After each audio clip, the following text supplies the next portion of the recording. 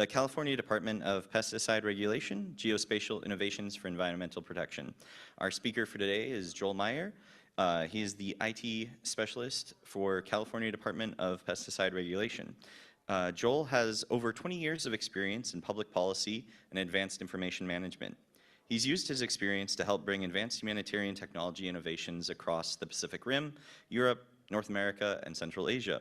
Joel's technical geospatial endeavors include membership in the UK Royal Institution of Chartered Surveyors, co-chair of the UN Information Management Working Group for GIS, and advisor to both the WHO EOC Net and the ad hoc WHO Advisory Group on Mass Gatherings.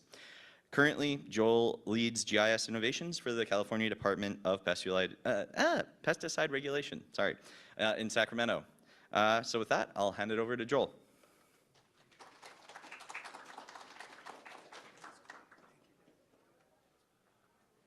Greetings, everyone. I hope you can hear me. It's sure nice to see the intrepid folks that stayed for the rest of this. And thank you to Wade and to Yoko and the team. I spent a lot of years in the islands. I was talking to our colleague here, talking about traveling quite a bit, and I always have to say aloha. So I know I'm between you and lunch and more emails. So everyone say aloha. Aloha. Okay, that's my little starter. You can tell I used to teach. Hopefully you can hear me okay. And to those that are online, it's just such a pleasure to be here. And of course, I always got to say, Yoko was always the best and the brightest. And when I got this invitation, I want to thank you so much. And meeting the team, thank you to Wade and the colleagues. Again, I'm Joel Myhre, and thank you for that great introduction. I'll take a few minutes of your time and then some Q&A, but it's such an exciting time for mapping and data. And I think now as I'm entering the grayer years, I've always said GIS, as they say, goes horizontal across the verticals. And it really does, I think, from state, local, federal to international, the geospatial advantage. I'm a little bit biased. I am from a little town called Redlands, California. You might have heard that. So I went to Redlands High School a long time ago in a galaxy far, far away when we didn't have things like phones or clouds. But I'm always so passionate about geography and GIS, and I know Yoko brings that. And of course, now that she's got a real cool 13-year-old, I love the idea of the next generation doing mapping, open source, and Esri, and all of our partners. It's a very exciting time. But I also want to thank again Dr. Karen Morrison and our team, almost 400 people protecting Californians' health, promoting sustainability, Dr. Sapna and the team doing sustainable pest management. It really is a fantastic time as I try to move my slides forward. There it is. Really to kind of talk about how we keep a more sustainable and a safe and a healthy California. Again, I'm with the California Environmental Protection Agency, the EPA, but we're the Department of Pesticide Regulation. And it really got me when I joined the team 5 months ago. When my dad came here from overseas, from Norway in the 50s, he was picking fruit when he was doing college. And I think about people that are in the fields, the people that are, in Sacramento, we're farm to fork. It's a big thing, but how do we keep people safe? How does your organic farmer's market, how do you know that's safe? Well, we do that with science. We have a lot of really bright scientists. I'm the one person that couldn't really do science, but I got into GIS, and I'm always so excited. But again, to Dr. Karen Morrison, who leads it, of course, to Sam Silva, our CIO, he sends his regards, and we want to look forward to more collaboration. To Mina, our branch chief in technology, and all of our IT staff that support this. We're also here to learn and listen. We learned a lot from the colleagues speaking. I was so impressed by all of the presentations. But here's a bit of an overview. And again, we're going to really kind of frame how we and our sister agencies use geography and GIS. We have our GIS Day coming up on the 12th, which is going to be exciting, at the Environmental Protection Agency of California, EPA, in Sacramento. We'll talk about our ongoing innovations. We have a long history of using GIS, geospatial tools, and then kind of looking forward. So I'll take a few minutes here. And to those online, thank you for your perseverance. Hopefully this is going to be enlightening. And I think this slide really shows how we can have a sustainable California, and we can work with sustainable pest management and integrated pest management to not only use, whether it's analyzing the chemicals and the pesticides, but also working with natural processes. I think that's very exciting. Of course, I am wearing a Sustainable Development Goals SDG pin. Having a sustainable environment is important for all of us, from California to DC to globally. This kind of gives an overview of the ecosystem we work in and our sister agencies. You think of CARB, clean air. You think of the water boards. How do we regulate and provide for safe water? And of course, supporting our other entities at the state of California.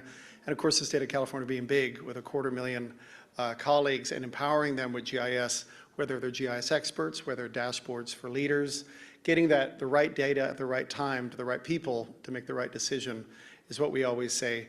And what's so exciting, and I heard a few people say that, and Yoko, congratulations on your community of practice. A community of practice is so important, and we're starting there. We're learning. We're a vibrant young entity, and we're building up. It's really years ago. I know a lot of you have the GISP professional certification, but I always said the people are the most important part of GIS. And so the human capital, we're really working on that. So you see that we stand shoulder to shoulder with the California Department of Technology. Thank you to Lothar, our Geographic Information Officer, and of course with the California EPA, Jenny Catalano is our Geographic Information Officer. So we really appreciate that strategic guidance. They're our North Star, to make a geographic analogy. And you see how we can have an integrated system. Of course, we certainly use, as we talk a little more technical, ArcGIS Online, other tools, to get everyone on the same page and on the same map. So with that, as you see, we have a foundation. As you all know, data's fine, people are fine, but having good leadership. And I want to thank our executive leadership team that part of our strategic goals, and of course you can type in DPR, strategic plan, looking out to the future. We want to take all this great data we have. In fact, the PUR, pesticide use data, we're one of the oldest and one of the biggest users of data in the state and also internationally to look at how pesticides can be tracked and again, whether it's protecting schools or protecting critical assets or other things, data is really powerful. So hopefully you can see that we're guided by our strategic plan and operationalizing it with GIS. So please take a look at that. And we'll make this a little bit interactive. I know you've all been sitting for a long day, very attentive as well. What we also did, and I'm talking about this next week, we're having our GIS Day at the state of California. It's in our big EPA building. And I love this idea that GIS is more than a map. It really is location intelligence. And I know a lot of you are the converted, and I know we all this is our month. This is GIS Day, but GIS month as well. And what we did is, what was so exciting at DPR, we did a an assessment, a strategic assessment. And again, much like when you're hiking, you have to stop, pull out the map, pull out your phone. Where have you gone? Where are you going? Where would you like to go? So that's what we've done with our strategic assessment. It's really comprehensive, and I'll dive into a few pieces of that, from how do we normalize our data governance, much like a sporting event, make sure you're playing on the same rules. And so governance is a big part of what we're doing now, along with the really cool stuff with data and story maps. But if you see here, you can see some of the takeaways from our assessment. Consistency of tools. To be a data-driven organization, I think we all love maps here, and of course I'm such a proud Californian, and it's great to showcase our beautiful geography, and I know you often are driving past these fields and say, hey, I'd like to know more about that. Well, we want to empower you. We have internal and external stakeholders, and of course this idea of sustaining our data, having that governance, and of course that means working with our sister agencies, working with the California Department of Technology. CDT has a great open data portal. In fact, if you want to do that, some of you on your phones, take a look at the California Geo portal. Our data is on there. We're going to put more data on there. We really believe in open data. So these are just some of the things that we're looking at. So all of you can also, if you're on your phone and if the Wi-Fi is collaborating and cooperating, take a look, type in Spray Days. We're very proud of this app. And I was just thinking of some of my colleagues who have children. They live in the Central Coast. And what we loved about where they live is if you walk away from their housing area, there's a big field. But what if you're taking your young kids out, or you're playing soccer on the field, or you're having a congregation? You might want to know if people are spraying nearby, and that's something in terms of open data, empowering citizens. Spray Days is great. It's geospatial intelligence. It tells you, hey, I didn't know they were using this, of course, vetted pesticide near or downwind or upwind. It gives you that intelligence to better understand your planning. Maybe you're having a birthday party, or maybe you're having something, or a school nearby. So again, we really use data to empower not only the legislation relating to keeping Californians safe, but also I think it's a great app. I love the kind of the usability. And here's some of the kind of nuts and bolts and our technical colleagues. This predated me, but it's so exciting. Built upon Azure and using Bing Maps. And again, looking, in just 6 months, we had to evaluate, hey, how is this going? Imagine 72,000 people, unique views, and again, using the interactive map, getting texts as well to get that kind of real-time alerting. I think that's fantastic. And again, we're also seeing counties kind of buy in. So you really see that integrative from the different counties up to the state, and of course with our federal partners, our nonprofit partners. Thank you to them. So take a look at spray days, and even if you're not in an agricultural area, send it to your friends, post it on LinkedIn or wherever, because we think it's great. And we also want your feedback, and you'll see my email at the end. This is also exciting we also have the enforcement side, which says, hey, we want to make sure that there's regulations followed, whether it's pesticides or whether it could be, taking a look at a farmer's market, making sure things are safe. We also have regions, and of course, Esri has been a great partner. We have an advantage partnership with them. I'm really excited. They're going to be talking next because we're starting to use field maps. I still remember when Survey 123 was kind of new. I know it's not that new. Field maps is very cool. So we work with the county agricultural commissioners, and we also really excited that they're embracing GIS. We just had a conference with them. So it's an exciting time, but we really want to learn from all of you, and I know I'm learning a lot today. Thank you to Yoko and Wade and the colleagues.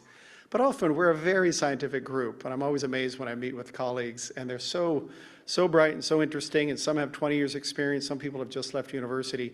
We want to tell the story of our great work, whether it's sustainable pest management. We give great awards every year, so take a look at our IPM Achievement Awards. We're going to be doing some story maps that are being published, drum roll, very soon. Also this idea of looking at, we do surface water monitoring, and so it's really exciting to see that scientists are out, whether it could be a harbor, could be a bay, could be a stream, could be an agricultural runoff area. And how do we use science to keep you safe?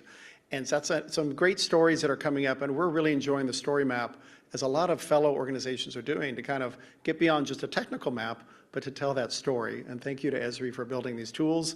And there's some just good examples. We are really excited internally, the web maps. We love interactive mapping. You don't need, of course, we love Pro and using a lot of the intense GIS tools, but a lot of people just want a quick interactive map. So we see a lot of that. Experience Builder, of course, we're working with them on that. And then, of course, we're also integrating cross-platforms, Power BI. A lot of colleagues use that. We're getting a lot of our, as we have almost 50 users, we're moving up to 70. We have 400 of us. And of course, please take a look if you're interested. Of course, we're always scaling our teams. We're hiring, and we're also looking at those that have GIS skills as well. So we're always excited to kind of embrace new technology and how to kind of best show that, and Power BI has been great.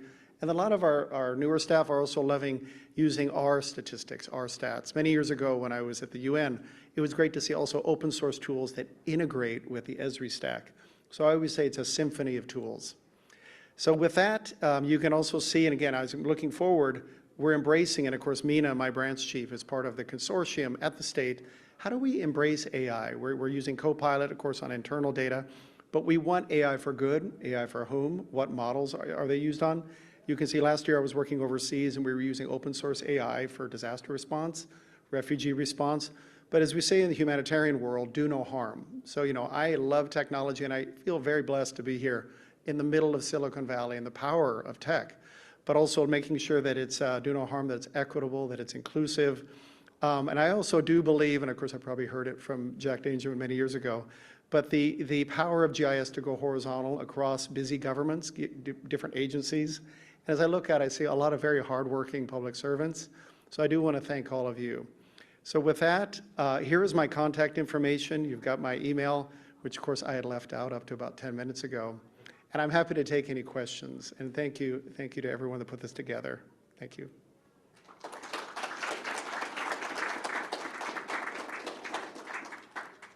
you.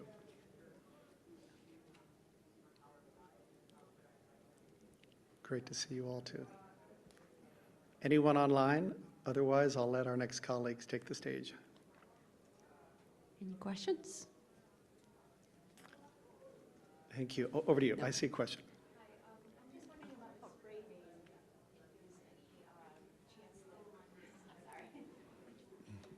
Yes. Thank you. Hi, thank you.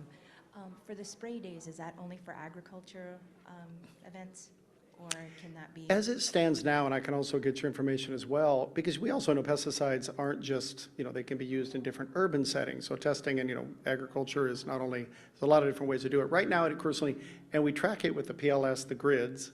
And so currently, it's definitely agriculture-based and the applications, and we track that with our PUR data, pesticide use reports, so you can really see. But it's really exciting to see not only what was put on there before, but what spraying that might come up. So right now, it's just typically agriculture and rural, but also I can also follow up and get you any further information as well. Okay, thank you. Thank you for that question, and thank you all. I'm looking around here. As you dive into your next emails and other meetings, appreciate you all being here. Thank you, Yoko.